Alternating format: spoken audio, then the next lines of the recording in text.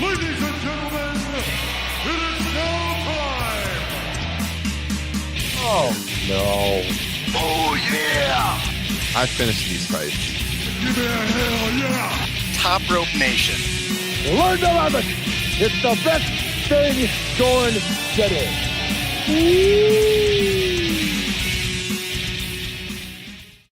Well, Kyle. We've had a few hours to digest LSL and to try to give you all a balanced take on what we saw last night from the World Wrestling Federation. It's the day after Father's Day. Kyle and myself are recovering. We got the takes. The takes are going to be coming in hot, I think, today, Kyle, as we sip on our coffee and get ready to talk a little professional wrestling. Kyle, how are you doing? How was your Father's Day? It was okay until I watched Hell in a Cell.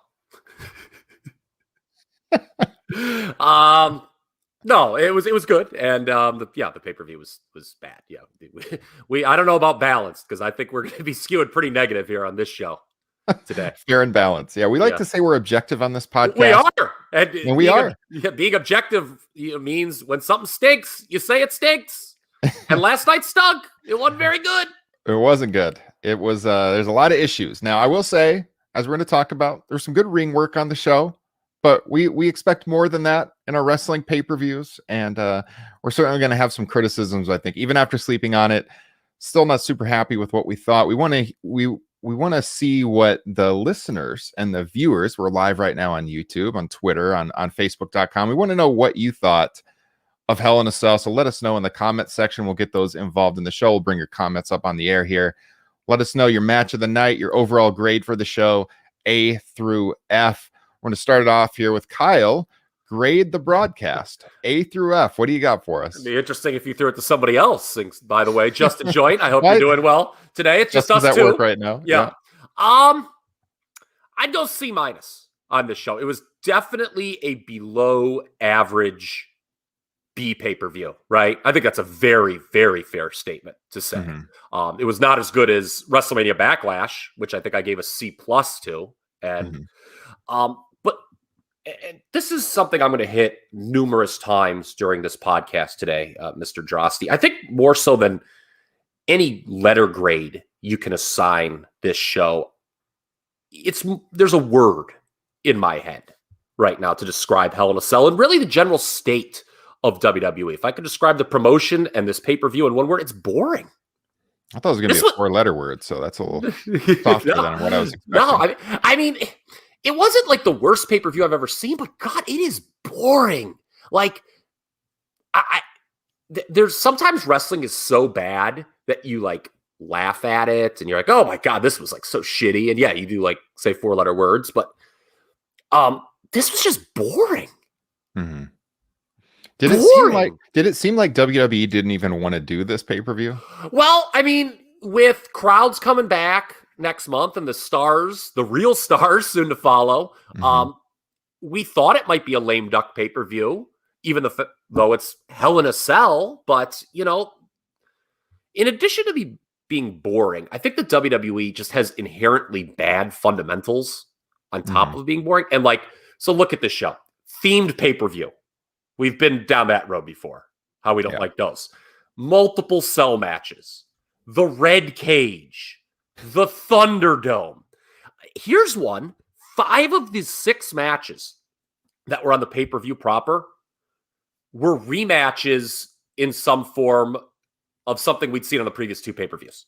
Yeah. Alexa Shayna being the exception to that rule. So you consider all the above, it's just really tough for me to get into this show going in. Right? I'm not looking forward to the show. We have that mentality a lot, but in the case of Hell in a Cell last night, when you throw in some of the bad finishes, you're just rolling your eyes at the end of the 3 hours. Right.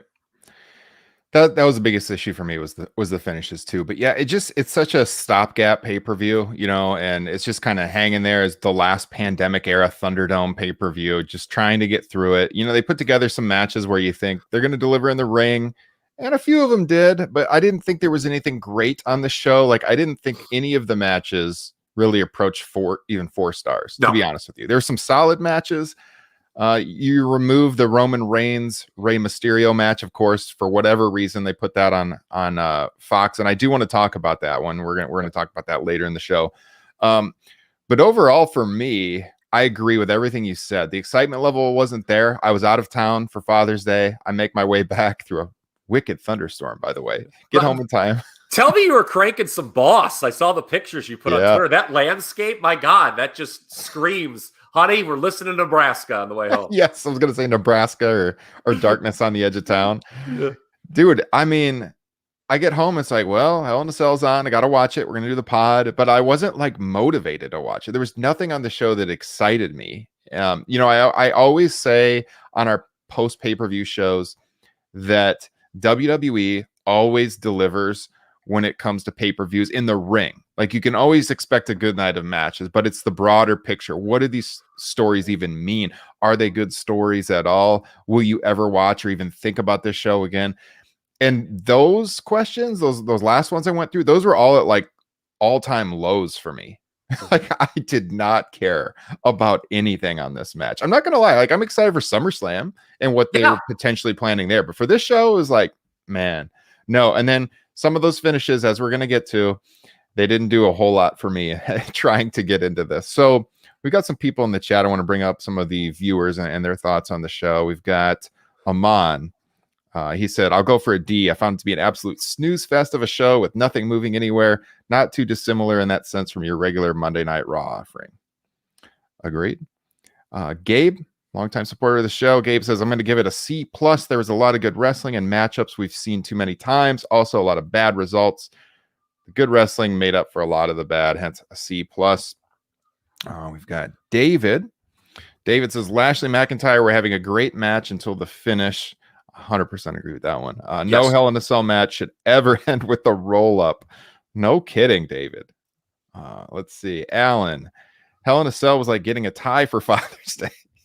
Two of the matches ended in a roll-up pin of some sorts, and there's a gif of Charlotte just completely missing a bunch of kicks. Yeah, I think she was trying to kick John Cena. I don't know what was happening there because she's been doing that in her matches a lot of late. Have you noticed that, Kyle? I didn't notice of late, but yeah, I saw the gif, and that wasn't good. I wonder if the cult of Cornette will be getting on her like they got on the Dark Order way back when, or we're just selective with our criticism from that group. Oh, I'm sure we'll be hearing it about that from the cult of Cornette for sure. But yeah, it's this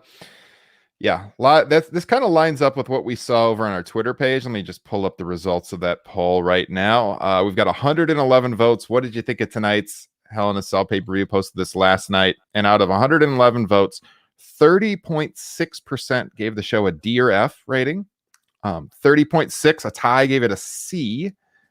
28% giving it a B, and about 10% gave it an A. Woo! You know what's funny? So that's got to be an all-time high for DNF. Yeah, on our poll, right? It's for sure all-time high for DNF. Yeah, which is interesting. And it's funny because usually we laugh. We're like, man, DNF, that's kind of harsh, and we're pretty critical people, I think. If you're a pro WWE person, we probably haven't, struck your fancy in recent months. So we're always like, oh my God, how can you give a D or F? To me, this is the opposite. Like that 10% an A. Like, what show are you watching? No kidding. An A? I mean, there has been times where we've been very high in WWE. If you go back in the archives, doing this show since 2016, I remember some of the pay-per-view post shows we'd come on, Kyle, where you would be like, Vince McMahon has done it again. How about this World Wrestling Federation stuff? Not lately. No, I guess I'm kind of tired of that too, where it's like you reach a point as a fan where you can only set aside poor creative and lousy builds so much, right? Like, that's not what wrestling should be. Like, I wonder if we've created a whole generation of fans. Like, I'm talking about people younger than us, right? Like, even like 5-10 years younger than you, maybe, and even younger than that, where it's just like, well, they just expect the TV to stink, but it's like you kind of just file it away in the back of your mind and say, well, they're going to deliver in the ring. And that's just the way wrestling works. That's not the way wrestling's supposed to work. Believe it or not, when I was growing up, most of the great matches that I watched and watched over and over again and enjoyed, I was looking forward to them before they happened. It's not like I was like, oh, this creative sucks ass, but by God, they'll deliver. That's not the way it worked. And I just think that's a fascinating mentality that we've seen evolve among particularly the WWE fan base over the last 20 it's years. a complete flip from what, 30 years ago, 25, not 25, about 30 years ago. I mean, the draw for WWE, WWF shows was always the story. And, if you wanted good ring work, you'd watch WCW, NWA. This was the promotion that they got you on the stories. Look at Hogan and Warrior. For example, look at Hogan's entire run on top. It was all about the stories. It wasn't about delivering in the ring. And now it's kind of the flip where, look, our writing isn't great. Our creative team has a lot of issues, but man, we'll give you something between the ropes. Right. Yeah. But, when the matches are so repetitive like they are on this card, it's hard, and we'll get into it, some specifics. It's funny how you bring up how things have flipped over the last 30 years in WWE. I have an example of that I want to mention when it comes to the KO Sami Zayn match, but I absolutely want you to read that Derek tweet, by the way, because it makes me feel good. Derek Chappelle tuning in. I've missed these two beautiful faces. Love Derek Chappelle. I'm an attractive man. There's no doubt about it. Especially at 10 o'clock in the morning. Eastern on a Monday. Time. Yes. Wearing this Randy Savage shirt and my homage to Shawn Michaels' 1997 shorts I've got on. Oh, yeah. Banana smuggling shorts, baby. Yeah. I get those on the air before we're done. Depends on what's in that coffee. Ryan checking in. Hi, guys. Great show. Week Hell in a Cell pay-per-view yesterday. Most outcomes were predictable and head scratchers. Why did Shayna lose? Why did Charlotte win by DQ? C- 4 out of 10 for me. If I had it ready, I put on the Bret Hart 4 out of 10 meme up on the screen right now. Yeah. Gabe, love the mug, Kyle. How about them Cowboys? Oh, that was odd too. You were drinking out of a Dallas Cowboys mug. So, as you know, I don't have any favorite sports teams, just like I don't have any favorite professional wrestlers. I only like good teams and good wrestlers. And that obviously can change with the wind. But I went to Cowboys Stadium one time. I've actually been there twice. Once to see a football game where your Bears won. I think I've mentioned that before on the show. The other time, I was just with my wife. We were passing through. I was like, I'm going to buy something. And I like this mug. I like it. Blue interior. It's just a good coffee mug. Good colors. Good mug. I'll give it to you. I bought a San Diego Padres shirt 10 years ago, too. No clue why. I just saw it. I was that on the pod before. Yeah. I was just like, you don't see a lot of people wearing San Diego Padres t-shirts. Maybe now you do, but I was like, fuck it. I'll buy one. Yeah. All right. So we're gonna start right from the top. We're gonna talk about Drew and Bobby. Before we do, I do want to mention, if you've never tuned into the broadcast before, make sure to subscribe to the YouTube channel, youtube.com/Top Rope Nation. We're streaming live. Of course, you can get the podcast version of the show wherever podcasts are found. We're on Apple Podcasts, Stitcher, Podbean, Spotify. Of course, every single subscription helps us out so much in the search algorithm when people search for professional wrestling podcasts. Hit the subscribe button, leave us a 5-star, leave us a written rating. Even better, we read the written reviews on the air and we send you a free sticker in the mail. All you got to do on Apple Podcasts, leave a written review. And of course, we are members of the Blue Wire Podcasting Network. You can check out bluewirepods.com for all your podcasting needs. And Blue Wire does have a podcasting studio under construction. Been seeing the updates on the ground level of the Wynn in Las Vegas. Hoping to do a live show there next year, maybe after AEW Double or Nothing 2022. We'll see. But check out Blue Wire Pods, doing big things over there. So Kyle, the main event, Hell in a Cell, Drew McIntyre. If he doesn't win the match, he does not get another opportunity at the WWE Championship until post Bobby Lashley's reign. There's rumors out there about who Lashley could be wrestling at SummerSlam.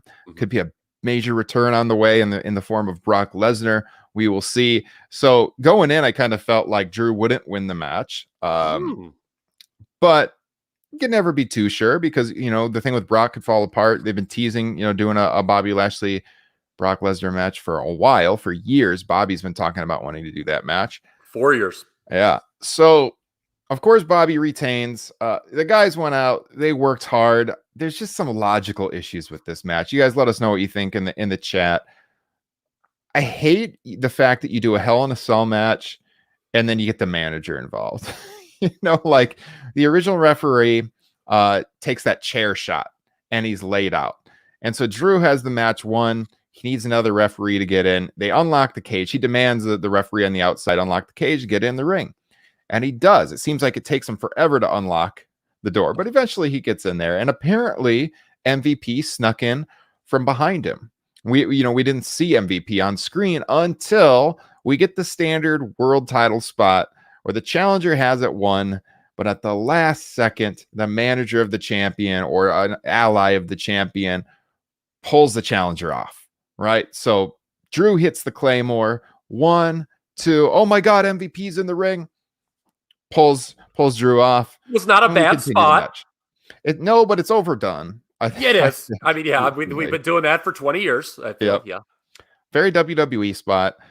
And so, in the end, we get Drew McIntyre losing to a roll-up. And a lot of people were... MVP held the foot on the Claymore kick attempt to set up the roll-up. Yeah. So a lot of people were talking about a Hell in a Cell match ending in a roll-up. I didn't have as much of a problem with that as the women's match we're going to talk about in the finish of that one, but it was pretty weak. I mean, it was a pretty good match up until the finish. Didn't really like the interference, but you're probably going to get that in the style of a promotion. What did you think, Kyle? I thought these guys were working at a pretty high level, kind of almost a 4-star level before that finish. The finish obviously stunk, and I want to again look at the history of Hell in the Cell and compare a few things here. An interference finish like this should not, I repeat, not be compared to something like the Kane finish in the first Hell in the Cell, right? Like I could hear, the Chads of the world out there who's going to try to, do a gotcha. Oh, you love that match so much. There was interference in that. That's a Hell in a Cell. Well, that was a storyline that had been hyped for months. And think how impactful that Kane debut was. Kane is alive. And that was really the only way Shawn Michaels could beat The Undertaker, right? I mean, Shawn Michaels being The Undertaker clean and Hell would be stupid. Who would do that? What kind of idiot would book that? So in this instant, though, it was just a roll-up finish. It was just that holding, it was something that you would see in a non-cage match, basically. It was just him preventing the finisher, which I think we've seen before. I want to say from MVP. I'm trying to think. Seems like it. It was at WrestleMania before the full Nelson spot, which was a flat finish, right? Remember Drew had the Claymore set up at WrestleMania, but but then he paused because I don't even think MVP was grabbing his leg, but whatever.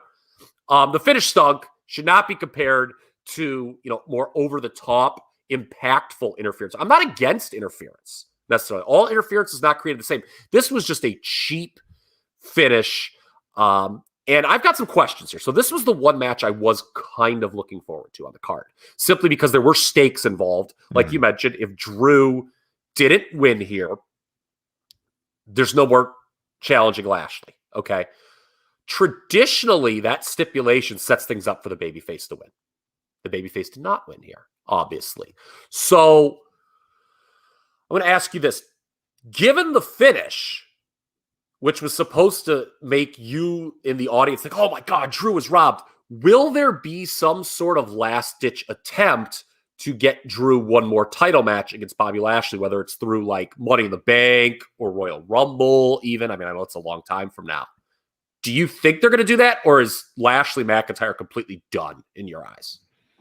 Are you saying that McIntyre would be in the Money in the Bank match, and then they would say, if you can win it, you can challenge again? Yeah, I can see that happening. Like the Lex Luger storyline. Remember that? He won by count out, and it was supposed to be his only shot, and so they he had to win the Rumble to get the other shot, and he tied and did.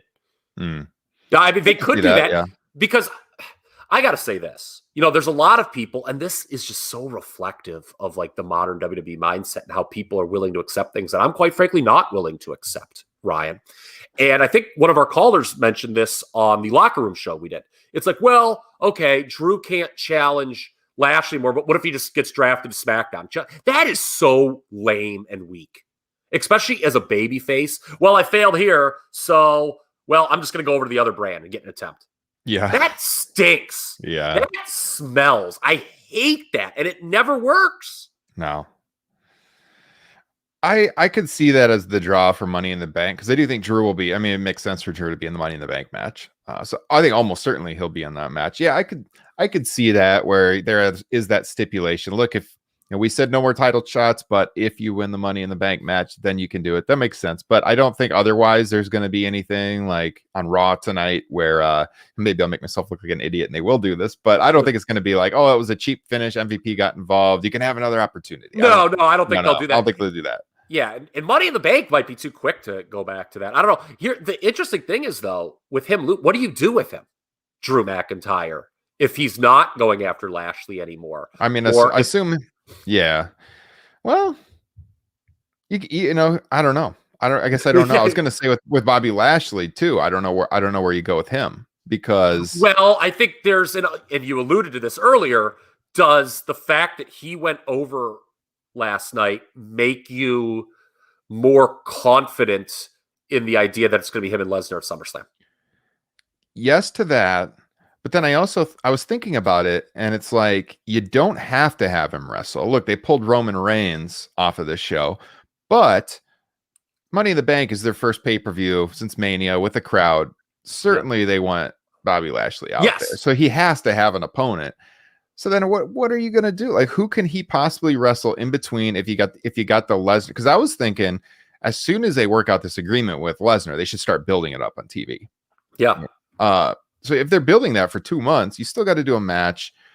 What they don't have a ready-made babyface. No, that's the thing. That's the thing. Like, I don't know. I was listening to Meltzer and Alvarez talk about this on Observer Radio, and I think Dave mentioned, or maybe it was Brian, Bray Wyatt coming back. Oh, God. They're always willing to put Randy Orton into matches like this. I don't know, man. I don't know where you go. Yeah, they have not done a good job building baby faces since promotion. I mean, you had Damian Priest, but you really haven't done much with him. I mean, except have him wrestle with a bunch of freaking zombies. Yeah.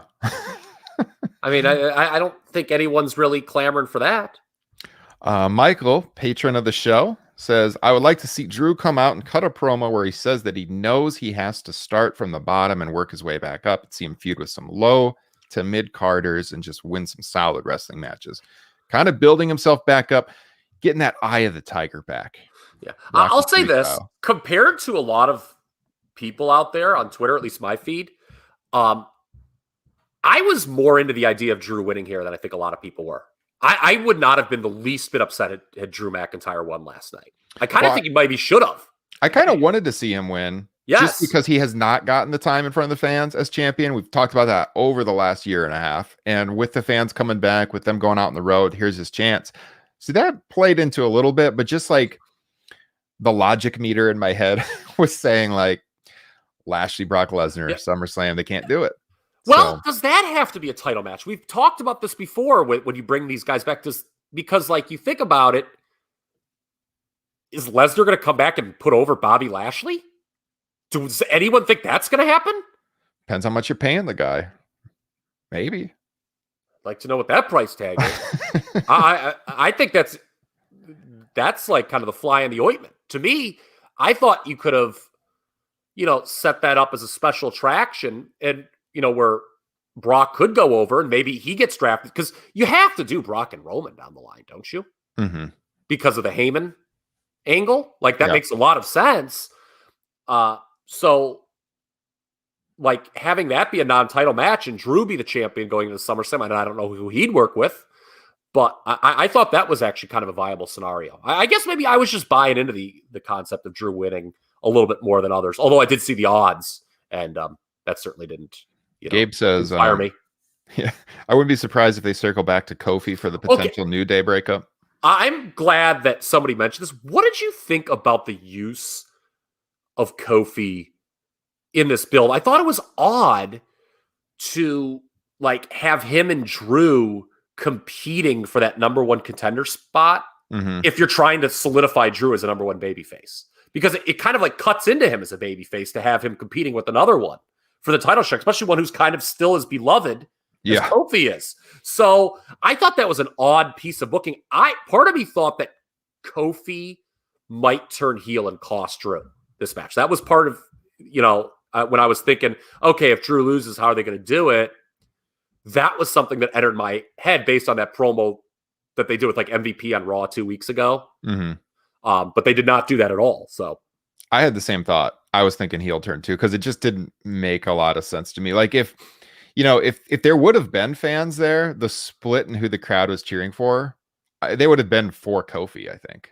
In the build with him and Drew, those matches on Raw. Yeah. Like him, Kofi Kingston is the guy, one of, maybe 2 or 3 people who has the most natural, organic fan following on the roster and has for over a decade. So that makes it tough for Drew to get over as the babyface that people want to see. Yeah, I mean, probably what they're going to do is they're going to remember that Kofi got a banana peel. Oh, never mind. There's your Money in the Bank match. It's going to be Kofi's not turning here. They're going to do Bobby and Kofi. Because Kofi had that pin on him, that banana peel finish. Mm-hmm. And I'm thinking in my mind, they're going to remember that. And they probably did it on purpose. Having the champion get pinned, whether it was a banana peel finish or not, and not having him seek to avenge it would be kind of a loose plot hole. So, yeah. It's something that needs to be tied up. So, yeah, I actually think that's who it's going to be. It's going to be Kofi Kingston and Money in the Bank. You're probably right. Probably right. Glad we settled that. All right, let's go to the women's match. This is the one that, at least my Twitter timeline, this is the one match that got the most discussion just because of the finish. Charlotte, Rhea Ripley, defending the Raw Women's title. We've made a lot up about not made up, but we've made a lot about what has happened in the past between Charlotte and Rhea and what happened last year and how they messed up Rhea Ripley. And I gotta tell you, man, this booking isn't doing her many favors either this year, but she is the champion. Charlotte, we talked about the phantom kicks earlier. I don't know who the heel is at this point. They both are. It's basically like it's like a heel match. I think the bigger problem is I don't know who I'm supposed to cheer for. Like neither person comes across as sympathetic, which, Charlotte, God bless her, is like the least sympathetic character in the entire WWE. Yeah. So like the idea that the fans would feel like she's been wronged by the finish they did, with Rhea casually hitting her with the announce Jesus Christ tabletop. Like that's just not going to happen. No one's going to feel sorry for her. I mean, the heat's on the promotion. Not one of the wrestlers. I'm going to cite something here with the finish of this match. And let's be clear here what happened, like I just said. They're brawling outside the ring by the announce table, and Rhea picks up the covering, right? The plastic covering on it, and rams it in Charlotte's face. And it is a weak DQ. I mean, how many times do we see that in matches where it's not a DQ? Wasn't it kind of like, I don't know, the way they shot it, didn't it kind of seem like it was almost like she wasn't doing it on purpose? She was just ripping the table apart? Yeah, and it kind of like made against like, I was like, cue the yakety sax theme or something like that. Yeah, like what the hell is this? I'm going to tell you something. I've been watching pro wrestling a long time, and I've seen people go through tables in regular matches that weren't DQ, and there's no DQ from it going through the actual table. So you can't bottle that back up. Like once you've done it. Charlotte gets hit with shrapnel, and it's a DQ. Yeah, you can't put the genie back in the bottle when we've been doing this for 20 to 30 years. Table spots in the middle of regular singles matches all the time, and that's a DQ finish. What? I don't know, man. This is, I don't know how anyone signed off on that finish creatively. So I'm going to talk about something we've mentioned on this show before, but it really bears repeating right now: the ground zero rule. I feel there's been some other shitty double DQ on pay-per-view where we brought this up. So, most of our listeners, very smart and well-informed people know in 1997, Shawn Michaels and The Undertaker had a match at ground zero that went to a wild double DQ finish. But it was okay because they upped the level of chaos to a point where at the time the audience was like, you know what? Double DQ finishes aren't great on pay-per-view in the main event. But that felt unique. Mm-hmm. This was not that at all. This was so lame. And I don't care if they're building to a bigger stipulation match. If you want to do a double DQ and build to a bigger stipulation match, you have to do something more than that. You can't. That is an unacceptable finish in 2021. I would like to stress the word unacceptable. You just can't do it. You can't. It's terrible. It's a groan-inducing finish. And again, like you mentioned, it's two heels. The scripted dialogue after this match. Okay. You're learning, Kyle. You're learning. That's what Charlotte kept saying. You're learning. Is she trying to make Rhea her protege? Is this going to be a tag team? No. I just think it's terrible. They need more delivery. female tag teams. I don't know. It's terrible delivery and terrible scripted verbiage. Look, I don't mean to hurt anybody's feelings here. You know, everybody's working hard at Titan Towers in Stamford, Connecticut. But I want to know, like, who thought that scripted verbiage was cool? I mean, it is freaking shitty. Like, I'm watching this, like, just cringing. I'm like, who would say this? And they're, like, smiling at each other. It's what you would have done, Queenie, or something. Didn't Rhea say that? That was hideous. That was hideous. You know, again, I'm just in a mood, I guess, so I'm going to be a little more critical than normal. These two are very robotic to me when it comes to the ring. Like, for two people who are, I'm told, are like these huge stars, they're very, like, if you watch how they come to the ring, it's just very robotic. And I'm just, if we were in a perfect world where people were pushed properly, the booking was good, everyone who made pay-per-view was a star, I don't think I would root for either of these two as a character. I'm a little bit, you know, we're going to talk about Bianca Belair in a little bit. And maybe it's the booking, because she's been booked kind of the way you would expect and want a new champion to be. But she is doing a much better job than Rhea Ripley in the new champion role post-WrestleMania. Like, it's not even close, quite frankly. I just, you know, I saw some people say, oh, they were having a great match to the finish. No, they weren't. I thought it was okay. I thought it was basically about a 3.5 star match until the finisher. A little above average, nothing great. I wouldn't go that high. I'm gonna make that picture right there. I'm gonna cut you out and make that the YouTube thumbnail. Okay. So there was a lot of emoting in between moves in this match. Like, Rhea Ripley was just like yelling and man. When did that happen? I you know, something when I'm seeing some of these star ratings across the internet compared to what I would give these, and they're all higher than what I would give. I mean, Wade Keller, God bless him. Okay, he's been doing this a lot longer than everybody but Dave. I just don't know what pay-per-view he was watching where he's pulling some of these star ratings I saw on the Torch. You know, love Zach Ador, he's been a guest on the show. But I mean, I just, like, the WWE house style is so boring to me. When did it, Ryan, get to one move and then it's like emoting or like too much selling? Next, it's just so slow. Like, it was. I don't like the way WWE matches are worked at all in 2021, and I feel it's getting slower and slower paced as we move along. It just, this match was boring to me. Is this the effect of the Performance Center? I mean, is that kind of when everyone learning from the same people, working the cameras in the same way, practicing your entrances with the cameras?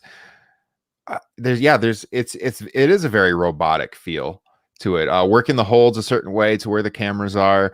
You know, back in the early 2000s, they were affiliated with Ohio Valley, but there was still some outside influence going on there. WWE wasn't. I mean, for God's sakes, Triple H in his office in Stamford has a TV that shows what's going on at the Performance Center. You know, back in the day when these guys like Brock and Shelton and Batista and Orton and Cena and everyone else was working in Ohio Valley, there wasn't that much oversight. Like, they were able to get some non-WWE headspace there. Yeah. I loved when Kevin Kelly went on Twitter the other day and, like, because people were joking, Vince McMahon, and, like, you know, it was a hoot and a half that they had to have Karrion Kross and Bronson Reed work dark matches on SmackDown when theoretically all Vince McMahon has to do is watch NXT if he wants tape. And, like, so it's obvious that Vince does not watch NXT, like, at all. And somebody's like, you know, at least Vince would throw on a tape when it was Ohio Valley Wrestling. And Kevin Kelly's like, no, he didn't watch those either. I thought that was funny. Yeah, to your point about the emoting, though, that was funny because we were texting watching the show, and almost simultaneously you had texted me the emoting thing, and I was texting you like, Jesus, the screaming from Rhea Ripley is making my ears bleed. Yeah, It was so over the top. It doesn't add to the match. It makes it worse. You're just like watching this match, and you're like, stop doing that. God bless Rhea Ripley. Yeah, I like her. Somebody told her to do it. I mean, that's the way it works. It's not like she's going into business first. So it's not like she's like in mid-match, like, you know what would add to this? Is me just yelling like a banshee. Horror film screeching. Yeah, at least I don't think so. So yeah, I mean, this was not good. I'm sorry. This was not a good professional wrestling match. It just wasn't. Yeah, add in the finish, and this is like the stars top to me. Yeah, I would not go higher. I would not go 3. I would go, I don't know, 2.5, 2 1/4 or something like that. Yeah, it's up 2.5-ish. Yeah, it was just, the finish really did hurt it. But, and you know, I said coming into the show on our Facebook group, I viewed this show kind of as a referendum on both Drew McIntyre, did not win. We don't know where his standing in the company is moving forward, and Rhea Ripley. Well, they're not ready to put her over Charlotte yet. It'll be interesting. Obviously, they're going to still go with this match. Mm-hmm. It'll be interesting if they do, because at one point somebody's going to have to go over clean. Yeah. Oh, well, we'll see. Let's get to a positive. Maybe I think you have some positive things to say about this one. Kevin Owens. Guess again. No, Sami Zayn. Now here's the thing, because I'm kind of in the middle on this. So love watching Sami Zayn and Kevin Owens wrestle. They're two of my favorites in the promotion. Yeah, been wrestling each other a long time, as everybody knows, longtime friends and everything. It was hard for me to get excited about the match. You know, because why? I guess they've had the thing going on, and Kevin Owens is trying to get a match with Sami despite his issues after taking the Nigerian nail and everything, and which is a cool name for a move, by the way. Nigerian nail is a cool move. Yeah, great move.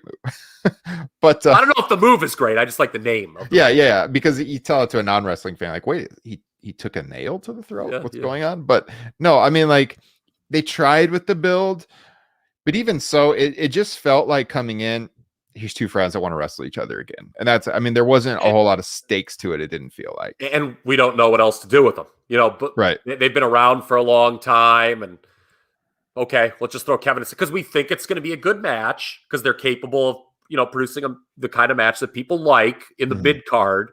But, the problem here, Ryan, and this is where I wanted to go back to your earlier point about 2020 WWE versus like old school WWE. Okay. When we used to evaluate matches back in the day, a lot of it was based on who won and whether or not that person was deserving of a push, right? Mm-hmm. Like, I'm just going to pull something silly out of there. Like, like IRS would win a match. You're like, fucking IRS. I don't want to see this guy, And Big Buddy'd win. It meant he was going to still get pushed. Yeah. And you're like, fucking IRS. I don't like IRS. This match, stinks. I don't like IRS. He shouldn't be winning. Well, the matches are obviously better now. Every match is better than an IRS match in 2021. But the problem, and this match drove it home specifically, is no one's getting pushed. Like, neither of the only person really getting pushed in this match is actually your boy Commander Aziz, because of the move, right? Like, the whole match was based around Owens selling that finish, and that led to him losing here. So it's two guys. Yeah, they're doing moves. Yeah, they've got a history. By the way, they were wrestling, talking about their history. These guys wrestled 5 years ago on pay-per-view, and it was supposed to be their last match ever in WWE. That was the stipulation at Battleground 2016. I mean, I feel like Bret Hart here. And nobody cares. Everybody turns a blind eye to it. I mean, got that Gorilla Monsoon. Yeah, that no good Gorilla Monsoon. He turns a blind eye to it. I mean, so yeah, I like these two, and they do cool moves, but like, neither of them are getting pushed at all. Like, do we really think that this match or this win will lead to something significant for Sami Zayn? No. It's actually the second match on tonight's card that was a rematch of WrestleMania. Well, there were multiple, but this was the second instance of this happening, where the loser at WrestleMania won tonight in the SmackDown mid-card. So it's, again, we're just going around in a circle here. And I'm going to give credit where credit's due here. Sean Ross Sapp had these statistics. This is unbelievable, Ryan. Since August of 2017, Sami Zayn has just 6 pinfall wins on television. Jesus. And oh, this was his first singles win of any kind since December, which was a countout. I believe that was the week before he lost the Intercontinental title to Big E. It was his first pinfall win on television since October. So this is like a situation where it's like, okay, we've got to get Sammy a win just because he doesn't win very much, but it's not going to mean anything. Like, what is Sami Zayn going to go on and do from this win? Nothing. They're probably just going to do a big stipulation match between these two again down the line. They're going to keep working each other because it's like kind of a low bar thing to do, and we don't know what else to do with them. He might get an IC title shot against the other heel. Yeah, I know, but look what they just did with the Raw women. I guess. By the way, I don't want to say I told you so. What do like all of the SmackDown mid-carders that we saw on the show, like Rollins, Cesaro, Owens, Zayn, all have in common? They're in matches that mean nothing in the broader picture. Yeah, that's true. Another thing would be all would be better Intercontinental champions than your boy Apollo Crews. Oh, true. And that sticks out like a sore thumb to me. It's so funny they put the title on him, but your boy Commander Aziz is the push part of the act. Yeah. And, I have no problem with Owens losing here and getting over another guy's finish because it makes it seem, important to finish. But there's a problem. Commander Aziz kind of stinks. Is this do we really buy into Commander Aziz turning into something special? So here's the thing. This is the Diesel effect, is it not? They just did the documentary on the two dudes with attitudes, which is great. Check it out. We reviewed it on the show. Look in the archives. But is this Vince just constantly thinking he's going to capture lightning twice and put a big dude with a smaller dude, and the big dude's going to take off? And that's why they're putting so much focus on him, because they do that a lot. Did this with AJ and Omos too. Yeah. They do it all the time. And I know Diesel wasn't a great world champion for them, but he was a big star. He became a big star because of the NWO and everything, but he was a top push guy. But I think the big disconnect here is that when they did that with Shawn Michaels, Shawn was a generational talent. So you could focus on building up the big dude as the bodyguard, but Shawn wouldn't lose any of his heat either. But it feels like when they do this with Apollo Crews, like you said, Kyle, nobody gives a shit about Apollo Crews because he's not the push act. And he's not, he doesn't stand out from the pack enough to keep his heat going. No, yeah. It's not like, you want to see him get his comeuppance, right? It's actually quite I see where you're going with that. The dynamic is not quite the same as Shawn and Diesel. The dynamic with Shawn and Diesel was kind of like, well, this guy Shawn Michaels, this pretty boy, he'd get his ass kicked if it wasn't for Diesel. And they had that. This is, Apollo Crews is pretty jack dude. And you wouldn't think he would need this bodyguard, right? I just think the problem with Apollo Crews and Commander Aziz nuts is that neither of them are very good. I don't know, dude. If you've seen the way that Apollo Crews has been booked for the last few years, you might think he'd need a bodyguard to have a chance in a fight. That's very true to win. Yes. I don't know, man. And the attire that they have Aziz wrestling in, that's no good. Yeah. So the match itself, though, the guys worked hard. They always do something a little bit different. You had the bloody mouth. I did think it was weird, though, that they sold coming in the fact that Owens wasn't going to be able to compete because of the injury from the Nigerian nail, and he could barely breathe and everything. But then, most of the match, they worked his arm because he had done that dive to the outside, and he had hurt his arm on that, and that became the focus, which was odd because if the Nigerian nail situation was the story coming in, that's not really the injury they sold throughout the heart of the match. I don't know. And that's an issue with WWE.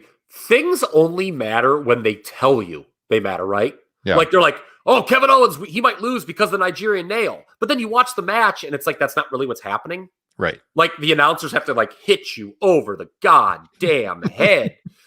Hit you over the goddamn head with it. Let me get my hand in the screen there. And if they're not doing it, then you wouldn't know anything else. It's just, I don't know. This was, I didn't think this was as good as the WrestleMania match, quite frankly. Agreed. And it's just, again, it goes back to the fact neither of these guys is really getting pushed. And I don't know what you do with either of them moving forward.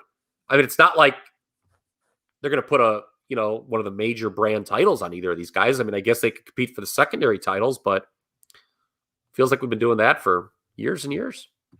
Unfortunate, because Kevin Owens remains one of the great Universal Champions of all time. Yeah. Not a lot of competition, though. Yeah. All right. Do we have to talk about this? All right, we got to talk about it. Alexa Bliss, Shayna Baszler. Oh boy. I mean, if you like magic and voodoo in your wrestling, this is the match for you. Okay, here's what I will say. With Alexa, I like that she wrestles this more. Kyle, are you going to your bathroom to vomit right now?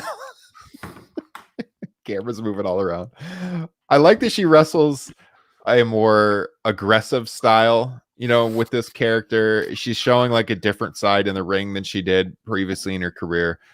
But Jesus Christ, all the smoke and mirrors, the hypnosis going on. So we had on the outside, of course, Reginald. We had Nia Jax out there. And in the finish, Alexa, who had been trying to hypnotize Shayna throughout the match, and Shayna did want to look into her eyes. Think of what you're saying right now, by the way. Really suspend your brain itself watching this product. You've got Alexa staring, and she makes eye contact with, her good friend Nia, former WrestleMania opponent, good friends behind the scenes. Everybody knows that. And all of a sudden, Nia goes into this trance, and Alexa starts moving her arms around, and Nia starts moving her arms around at the same time. And then Alexa raises her hand, and she swipes it to the side, and Nia does it, and she slaps Reginald. So now Alexa has this mind control over Nia Jax. Kyle, at this point in the match, I got to imagine you're thinking, what the hell is going on? As I am, because he just walked off screen. You know what I think about this match, Ryan? This is the second time in your journalism career you're going to get this as a response. Oh my God. Get ready. Oh, he flushed the toilet. I hope that picked it up. I hear. I heard it. Okay, I can do it. I can do a bigger one here. I should have brought it in. Well, right now we're in Kyle's bathroom. You got to be watching these shows on YouTube. Kind of a light flush here from the toilet. I was hoping it was a stronger one. I should have done that. This is amazing. That's what I thought. Oh my God. I mean, this is horrible. Why would anyone like this? This isn't I joked on our Facebook group as I sit back down. Please bear with me, everybody. It was amazing. Kyle starts, if you're watching on YouTube, Kyle starts moving around. The camera's repositioning as I'm talking. And I'm like, what is going on? Yes, that's the second time in my journalism career. That's right. You remember the Bobby Heenan story? Yes, when Bobby Heenan, yes, you asked about Eric Bischoff. So And he I wanted to flushed the reply. toilet, yes. I replied. But anyway, I wrote on our Facebook page that I could not watch the pre-show because we were having dinner as a family on Father's Day, and I just couldn't risk the video package for this match coming up in front of my wife and child. I couldn't take that. I couldn't take the potential embarrassment. I'm very consistent here, because I see some people, what you guys think about Ultimate Warrior Papa Shango and stuff like that. So that sucked. Read the Observer. It's been the butt of jokes for a decade. Yes, read the Observer at the time. Meltzer, they call it the worst main event angle in the history of professional wrestling. The next week, all right, I didn't like when Marty Jannetty dressed up as the Undertaker and levitated to the heavens at the '94 Rumble. That sucked. I don't like it. So many of the Undertaker and Kane storylines we got through the years, they sucked. I didn't like freaking Extreme Rules, the horror show. It sucked. I didn't like freaking Randy Orton burning Sister Abigail in the shed. It sucked. This third grade horror film shit needs to be out of wrestling. It is terrible. It is embarrassing. Hypnotizing Nia Jax? So why doesn't she just hypnotize all of her opponents and win every match? I don't know. Gabe said in the chat, listen, it's dumb. We all know it's dumb, but Alexa's really trying to make this work. That's my one thing. Alexa is trying. Yes, I mean, we've said that this is a dog shit storyline. She plays the character very well. It's just the character sucks. She is a good actress and is doing her best, you know. What's the saying? Trying to make chicken salad out of chicken shit. That's kind of what Alexa Bliss is doing. And like I said, I like how she's showing this like aggressive side in the ring when she's not doing voodoo. You know, it's different. But any live crowd is going to just crap all over this in person. I got to imagine. So get it out of their system because, I mean, it's awful. I don't know what else to say. It's embarrassing as a fan to watch this. No, so it's funny. People want to give Alexa Bliss credit. I actually look at it much differently. It actually makes me not. I would have more respect for her if she's like, I'm not doing this.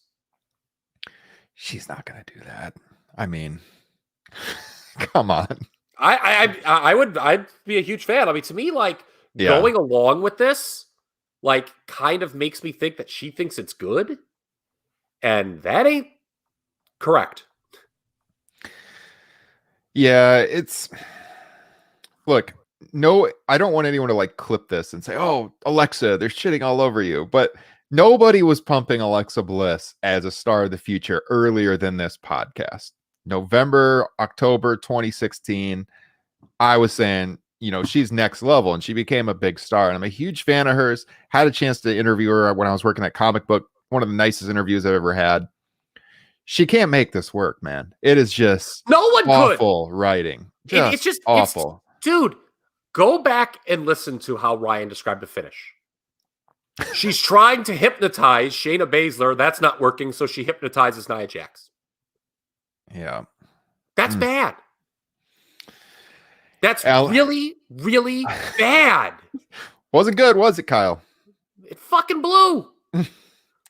Alan in the chat. What was that Bliss match? Honestly, I haven't watched WWE programming in a few months, but decided to check out Hell in a Cell for some odd reason. But watching that made me realize again why I don't watch it. I'll check out SummerSlam because of the surprises, but AEW is far superior.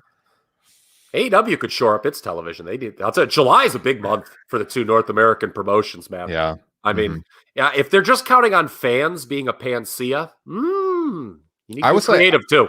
I will say and I've said this over the last few months, Kyle has said this, much prefer watching AEW right now. Yeah. I think their television's in a bit of a rut right now, though. Ever since Friday, we'll see. I mean, it's going to be really big when they move back to Wednesday. Do they get back to the level of viewership they were at previously? And if they do, then you can just write off, well, it was a shitty time slot in June, whatever, no big deal. But if they don't, then that's, kind of no effect. Yeah. Seth and Cesaro, Kyle, I mean, the epitome of 50-50 booking.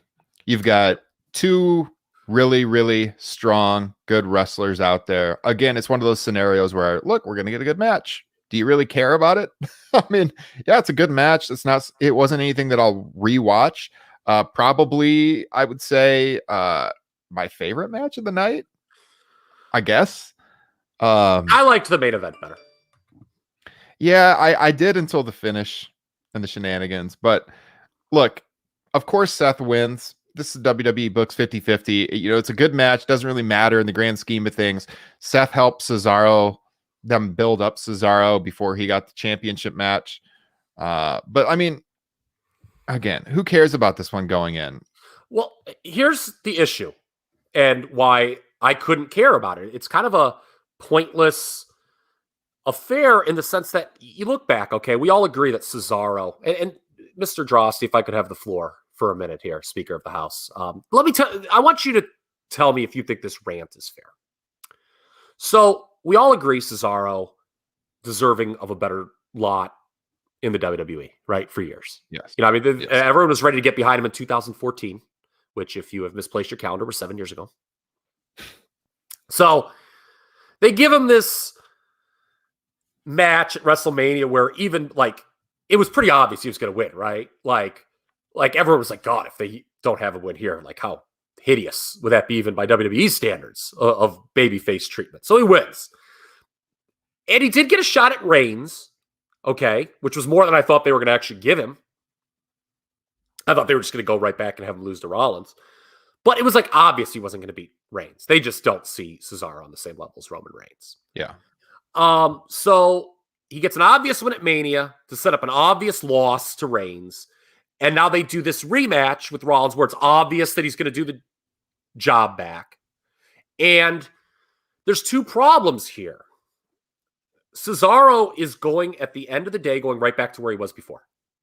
Mm-hmm. He's going to be in the same lower mid-card spot when this feud is over that he was. And who wants to see Seth Rollins get pushed anymore? Come on. This character, I mean, that's the one character issue. Sucks. Yeah, I mean, that's just like, I mean, are they going to do him and Reigns maybe? I mean, I guess like Acknowledge Me might be moderately interesting just because the history between the two, but I don't know what you do with them otherwise. You know, some people said, oh, they might be getting Seth ready for a match with Edge. That match doesn't do a lot for me. I'm going to be very blunt with you. That match does not do a lot for me in 2021. And then, you know, back to Cesaro, it reminds me of Kofi Kingston a little bit here, where, you know, Kofi won the title. It was a really big moment, but the way it ended was so, like, pathetic that you wonder why they even gave him such a long run with the title, right? Mm-hmm. When he loses to Brock. And what happens as soon as he loses? He goes exactly back to where he was before. If you were in a coma and missed 2019, you would really have no idea that Kofi Kingston was a champion. It did not really, it was just like this bizarre, like 7-month period in his career where he was the champion. But before that and after that, he's the same guy. So you mean to tell me and that the same thing's going to happen with Cesaro is what I'm getting at. It's like, we really gave Cesaro that main event chance for 2 months in the early part of 2021. But before and after, it's just he's the same thing. So at the end of the day, nothing you watched over the last 6 months matters at all. It's just like, yeah, we'll give him a try, but then we're going to immediately send him back to where he was. Yeah. So thank you for playing. You can see it happening like you just went through as it happens. All right. Seth loses to Cesaro. It preps him to get in line to challenge Roman, loses to Roman, right back to where we are. And I was going to say, are you meaning to tell me, Kyle, that Kofi Kingston, probably the most over guy with the crowd, you know, naturally since Daniel Bryan, has that long title run, loses the title on the most watched WWE broadcast of how many years? That debut on Fox? A lot. And then to never follow up on it. You mean that's bad booking? You mean that doesn't make any sense at all? Okay. Just he's only a former world champion when it's convenient for them to bring that up. Like with the build to the Drew Bob match today. Like that was the only, like, otherwise it's just like, it didn't have any effect. Like the New Days. I mean, I guess, you know, Big E's on a different brand now, but Kofi's just back to being a tag team guy. And by the way, there's so many things about WWE. I'm just pulling things out of the air that piss me off now. You know, remember when Kofi was pinned by Omos with 1 foot at WrestleMania? Yeah. And then they chose, like, after they did that, which I had no problem with because it gets over Omos, but like, or almost, whatever. What's the accepted pronunciation now? Is it almost? I think it's Omos. Omos. Okay. There we go. I always get it. I think. I don't know. Okay. No, it's almost. You're right. Almost. Okay, that's why I corrected myself. But I had no problem with him doing the jump because it gets him the big giant over. But like then you like have him in the world title program after he gets pinned by 1 foot. I mean, did Ricky Morton in like the summer of '91 get a world title push after he did a job to Dan Spivey? No. I don't know when Cesaro's contract ends, but I think he just re-signed. Yeah, I was trying to find it here. Fightful has like a contract page, and they don't have Cesaro on it. But yeah, Alan's saying he needs out of WWE. Constantly not getting pushed. I mean, look, Justin Joint, big supporter of Cesaro here on our podcast, not with us today, but I mean, he would agree with you. We'd love to see Cesaro go elsewhere. They never followed up with him in 2014 when we had the Cesaro section going on and everything. Like that was the chance with him. I really like the tag team with Kid. That was good stuff. He's a great tag team wrestler. The dirty little secret is I don't think Cesaro should be a world champion. No, but he could be I mean, there was a brief period where he could have made the argument, but he could be that workhorse. IC champion and really help get over that the would be title. a good spot for him. That would be a great, that's better than just him. Oh, see, hey, we're placating you. He got a world title shot. Okay, now he goes back to where he belongs. You know, another thing I was thinking of too, just randomly. Remember when Bobby Lashley won the title as a total babyface for Miz, even though he'd been built up as a heel, and then went right back to being a heel the next week? Yeah. We were all talking about it. Like, you got to make this guy a top babyface, right? What an odd thing that was. The guy, like, at least on Twitter. What an odd thing that was. His 3-hour babyface push in the middle of this monster heel run. That was odd. The WWE is not good. Can I ask you what exactly? Because we both said Seth Rollins is the character sucks, but what is his character even? It's like Seth drip Rollins. I wear cool. I don't like this drip. Okay, I don't. Is that the character though? Like, look, I wear a cool suit every week. All right, I'm 41, married, got a kid. Maybe my cool days are behind me, but I don't like this. Check out that drip. I just don't like that. I think it's stupid. Who says that in real life? No one that I would hang out with. If somebody like said, "Oh, look at that drip," I'd freaking smack them. We're old dudes at this point, though. Who knows? Yeah. Maybe. But you know what? Seth Rollins is an old dude, too, compared to, Yeah, a dad. Hats off to you. But, you know, I just don't know what I want to see him do. Like I said, like, him and Edge, that's not like, you know, doesn't make me go, oh, my God, yes, that's going to be so good. Like, I don't know what I want Seth Rollins to do at this point. I think him getting to Roman eventually is somewhat appealing. But, again, you got 2 heels in that scenario. I think they hope Roman is a face again at some point. But that's a ways down the road. So, and he's not winning. We all know that no one's beaten Roman for a while. So, yeah. All right, let's tie this up. The show opened. Tie this up. I didn't even plan that, but it makes sense with the next match. Bianca and Bayley, where the story throughout the match was that Bayley was trying to tie up Bianca's hair, Kyle. Yes. In this Hell in a Cell match. This was actually good. I thought it was a good match. I didn't care too much about it going in, although I do think Bianca is one of their best champions right now.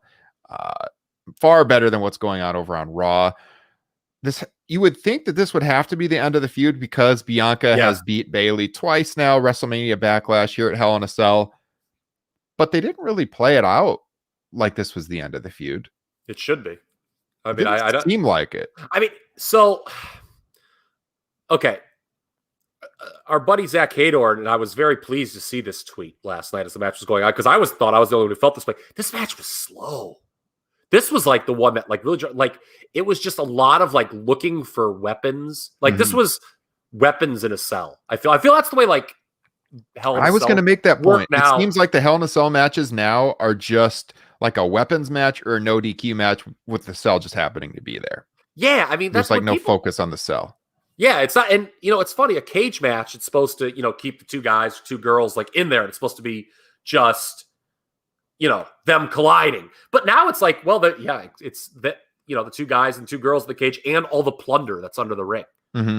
I mean, why are there just random kendo sticks stashed under the ring? Has anyone ever explained that? So I don't know. There was a lot of like searching for plunder in this match. So I thought it was very slow paced. I did love the finish. I did, and I think from like a complaint perspective, this is other than it was, I thought, a little too slow paced early on. I don't really have much to complain about here in the sense that this was a logical first feud for your new champion, right? Like, you don't want to beat Bianca out of the gate, and most people don't expect her to be beaten. But Bayley has the cash in. I think Bayley's been one of their best performers in the company, male or female, over the last year. And she kind of enhances Bianca as the champion. You know, she makes her, you see, more of a star. So I think I didn't like all the laughing promos. Yeah. You know, the week-to-week television wasn't necessarily great, but I think big picture, this did what it needed to do for Bianca. And in that regard, I would say thumbs up. I don't know. It just seemed like in that post-match promo, like the way that Bianca talked about Bayley, that they were going to have another match. You're right. I forgot about that. Was odd. She talked about how like Bayley really brought it, you know, to her, kind of beat her down, and that she would never forget it or something like that. I should have wrote down the quote. Yeah. I alluded to it in my notes. Well, you know, it's, again, this is kind of similar to what you talked about with Lashley earlier. What are they going to do with Money in the Bank? You know, the bridge pay-per-view to SummerSlam, because I think we all assume that there's going to be a Sasha Bianca rematch, possibly at SummerSlam, right? That would be logical, would make sense. I think people would be looking forward to that. Well, what do you do before then is the question. So I don't know. I would not do another match between these two. I mean, that's not to say I haven't enjoyed the matches. It's just, I mean, no one buys Bayley as winning, and she's done as good a job as you can in that spot.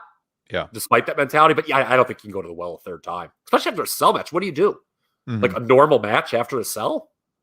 I mean, what stipulation? The blow off, right? Yeah. I mean, what stipulation do you do? I mean, hair versus hair? Make Bayley shave her head. Hey, people would be into it. Yeah. They always give out bonuses, you know, if you do something like didn't Serena Deeb back in the day when she did the CM Punk thing, I think she got a pretty big bonus for shaving her head. Yeah. I don't know, man. We'll see, but it's not like they're stock full of challengers in the women's division. When you've got the women's division split on two brands, it's tough. And by the way, I love the booking of the pre-show match. Let's just hit that real quick. Yeah.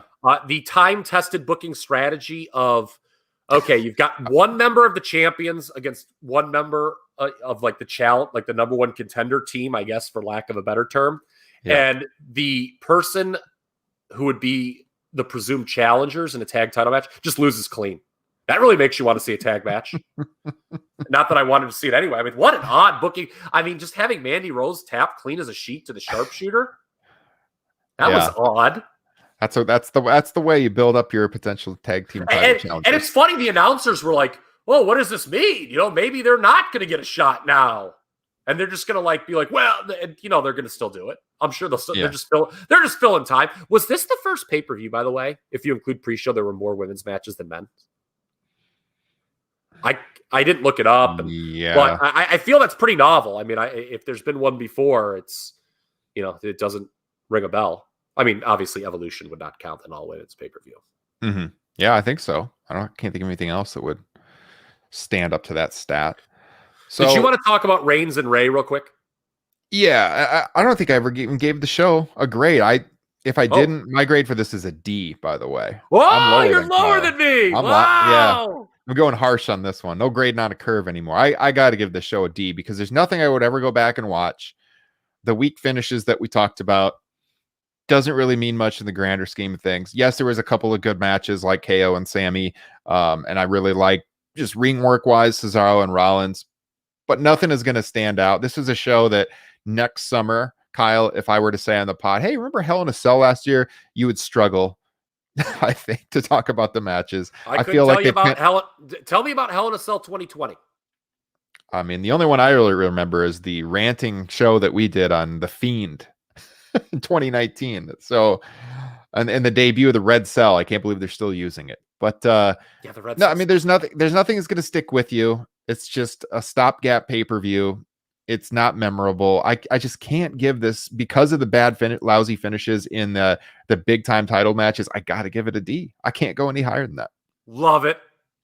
So yeah, we still don't know why they did this, but Roman and Rey Mysterio, they moved the match at the last minute to SmackDown from the pay-per-view. We don't know if Fox wanted the match. That seems like it could maybe be the case. There's this weird dynamic now where you have Fox paying all this money for WWE programming, and then you have Peacock paying all this money for WWE programming, and you're building up big matches across different networks and streaming services, right? So like it is possible that maybe Fox said, look, your ratings have been in the tank. We want this match. For whatever reason, they moved it. I'm sure the story will come out. Or maybe somebody couldn't work Sunday. I don't know. Yeah. Maybe Roman said Father's Day doesn't work for me, brother. Kyle, people were raving about this match on my Twitter timeline. People whose opinions I really respect about pro wrestling. Wow. And I felt like I was watching a different match because, look, we've all been very high on Roman Reigns as a champion and the character and everything. I thought this match was very average. I didn't think there was anything special about it. I thought it was very slow. They've been doing these big spots lately where, you know, like they did it with Dominic, where Roman threw him to the ramp and you don't see him land because there's a crash pad. They did the thing with Ray getting thrown out of the cage, hitting the cage and falling. You didn't see him land. There's a crash pad. And they did that with Drew and Bobby. Yes, I was just going to say that. I forgot to mention that during the match. He took the choke slam, I think it was, to the outside, and they show it like looking up because you don't ever see the ground because there's a pad there. And then they pull it under the ring. There's someone under the ring. And at one point in that match, you saw a hand. Yes. I saw that picture on twitter.com. Yes. I'm glad you got that. If you're wondering why the hand was there, it's because they're doing these crash pad things. They won't be able to do it, obviously, when the audience is there. But right now, they've kind of figured out to make use of that. So television-wise, it looks pretty good. So they did that in the Hell in a Cell, again, with Roman and Ray. But, like, to me, I'm being honest, this is like a 3-star match. Yes. I didn't think it was great. No. I saw people just over the top praising it on Twitter, and I'm like watching this match Friday night. What are people watching here? Have you never seen another Hell in a Cell match? You know, it's really interesting. We talk about this with ladder matches too. But at least with the ladder matches, they try to up the ante with the bumps and the car crash effect, but you're just numb to it. Like, all ladder matches are kind of the same. With Hell in a Cell, those early ones set such a standard, right? And are so memorable. And you see how they work them now. You wonder why they even do them. Like, honestly, I don't even know why they do Hell in a Cell matches because, like, look, and I'm not advocating people going flying off the top of the cell. I'm not. People shouldn't. I mean, it's very dangerous. That's the thing. When Foley did that, I mean, he, kind of set an impossible bar to match. But, I mean, the thing is, if you keep doing them, I mean, it's like, The Roman Ray match, not only was it not on the top tier of Hell in a Cell, I mean, I thought it was well below the second tier. Yeah. Of Hell in a Cell. It was, again, who thought Rey Mysterio was going to win this match? And, like, at no point during the match, did they make you think he was going to win? Like, it's like, Ray, one of the great baby faces of all time, his selling. I guess if that's the way you watch matches, maybe you enjoyed it more. But to me, it's just there was no drama. And again, WWE matches work so slow. If they want to make Roman this dominant, they'd be better served chopping the match time in half. Yes. It would work. I feel like, and by the way, I would say that about every match on the Hell in a Cell too. Every match could have been 5 to 10 minutes less on that pay-per-view. Mm-hmm. It just plays into how boring this promotion is. Yeah. Gabe had said in the chat, what did you guys think of Jimmy Smith on the show? He's better than Adnan Virk. That's what I was going to say. He has more product knowledge and, more experience, cage side, with the MMA background and everything. We talked about how, like, Adnan had done a lot of, like, studio shows. But yeah, Jimmy Smith he's better for sure. I guess I can't complain too much so far. We'll see how it goes. I mean, WWE commentary. I mean, you do not need Justin Joint's superhuman power to block it out. It is like, am I wrong? I think WWE commentary is like an all-time low for like a value add right now. It's just like, they don't say anything good. Even like Pat McAfee, who's at least a little different. He comes across less scripted and he's just kind of saying what comes to his mind, which is a little refreshing at times. We got the penis missile reference in the Seth Rollins Cesaro match. I don't the mileage may vary there, but it's just like, I don't know. When I'm listening to Saxton, Graves, and Jimmy Smith, I kind of like honestly tune out who's talking, the words they're saying. It's just 3 people saying words. It's not really entertaining. Like, I know that's people used to get on, like, Gorilla and Bobby and stuff. Like, they weren't like serious or calling moves. Give me that 10 times out of 10 over what we get on Raw and SmackDown or just modern WWE commentary in general. Are you saying that you're developing Justin Joint's talent of tuning out commentary? Yeah, so you know me, I'm a big commentary guy. Like, when we do those Top Rope Nation Classics, like, I always write down like the funny commentary quips. Mm-hmm. I couldn't tell you anything other than the penis missile that anybody said on last night. Yes. Yeah. Oh, piss missile. My bad. Piss missile. Penis missile's better. Yes. Oops. Yes. Whatever the fuck it is. Yeah. No, I agree. Nothing really stands out. There's never those lines. Same thing when we're doing Top Rope Nation Classics. By the way, that's our monthly bonus show we do over on patreon.com/Top Rope Nation. Check the link in the description here. there's always stuff that stands out in commentary. We're always talking about lines, and I'm clipping lines to put in the podcast and everything from the audio. This month, we will be doing, we just had the Patreon vote, ECW One Night Stand 2006 with the RVD John Cena match. That will be our June Top Rope Nation Classics that will drop here in the next couple of weeks. So if you're interested, check it out. We got a full library of over 30 bonus shows available over on patreon.com. In fact, for $5 a month, you get a weekly bonus show from myself and Kyle. It's Top Rope Nation Extra, a show that we are streaming live every week on Spotify Green Room, which is a new streaming app. It used to be Locker Room. I post that in podcast form exclusively on the Patreon page, and then we do Top Rope Nation Classics. Sorry, Spot. I think I said Locker Room earlier. Yeah, that's all right. I didn't get the memo. Oops. We've only done one show since it's not been Locker Room, but that one actually dropped on Friday, and I put that out to the world. So if you want to see what those shows are like, we take callers.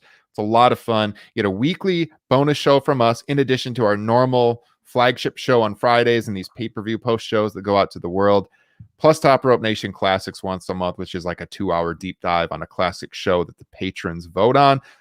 $5 a month, get you a free gift, 5 bonus shows per month, our show notes every week, direct communication with the host, an exclusive Facebook group. Tons of fun. Would appreciate your support if you like the show. If not, like I said at the top of the broadcast, leave us that 5-star rating, subscribe on YouTube and wherever you get podcasts. So yeah, that's Hell in a Cell 2021. Kyle. Boring. Kyle, always a pleasure to talk with you, even if the show wasn't great. I know. I'll tell you what, the only redeeming thing about Hell in a Cell 2021 is that I got to talk to you about it. Yes. So, by the way, I do have a cheap plug. Could I make a cheap plug? Yes, please do. Do you know what dropped today? This morning I saw was myself and Mr. Liam O'Rourke continued our look at 1991 WWE. It is part 3 of our series on that year. We did about 5.5 hours of audio on July and August. I cannot stress to you what an insane 2 months that period was. So the first part of part 3, part 3A, we don't even talk about Ric Flair coming in. There's just so much going on. It was a lot of the steroid fallout with Zahorian.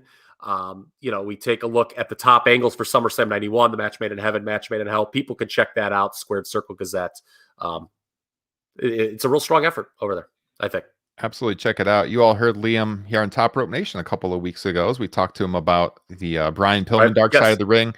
Liam's been a big supporter of ours ever since we started. Him and Kyle have known each other long time, and of course Liam, award-winning author of his Brian Pillman biography, and I love those deep dives that you guys have done on 1990 WWF, now 1991, Squared Circle Gazette Radio. Check it out. Michael in the chat, he says, listening to you guys talk about the pay-per-view is more entertaining than the show itself. Thank you, Michael. Another strong supporter of Top Rope Nation. Hey man, good way to spend a Monday morning post Father's Day.